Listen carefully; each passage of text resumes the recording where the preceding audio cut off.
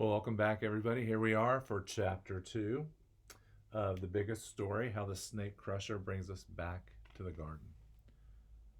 Sadly, things got a lot worse before they got any better. Adam and Eve had several kids, including two brothers named Cain and Abel. Abel trusted God, but Cain did not. And when God accepted Abel's gift and not Cain's, Cain got very angry. So angry, so hurt, and so jealous that he killed his brother. It was the first murder in history, but it wouldn't be the last.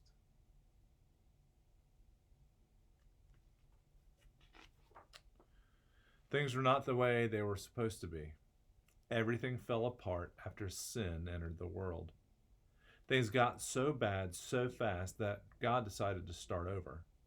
The people on the earth were terribly wicked in their hearts, all the time, every day, nonstop. They didn't deserve to enjoy God's world anymore, so God took it from them.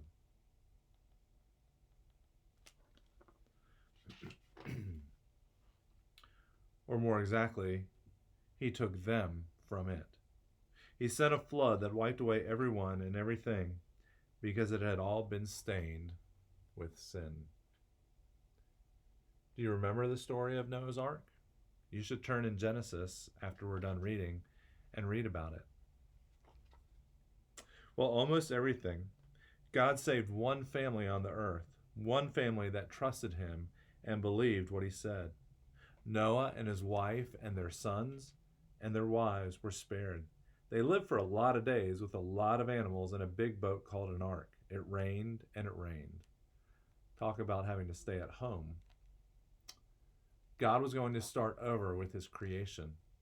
He was angry with the world that hated him, but he was still at work to save the world that he loved. That's why he rescued Noah and his family. God wanted to give his people another shot.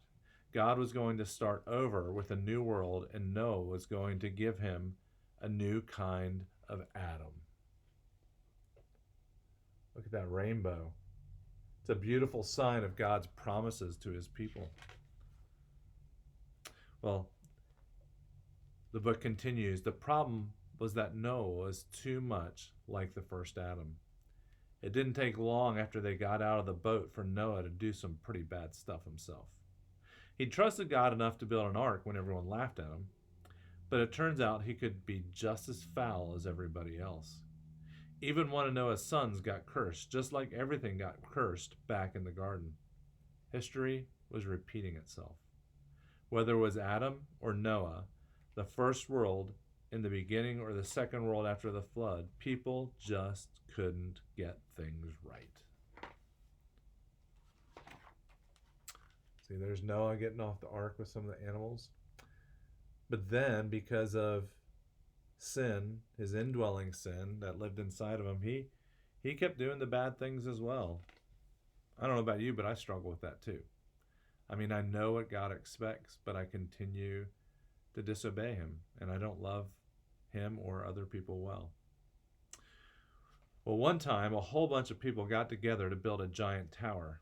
They thought they could build all the way up to heaven, but it must not have been all that big because God had to come down just to see it.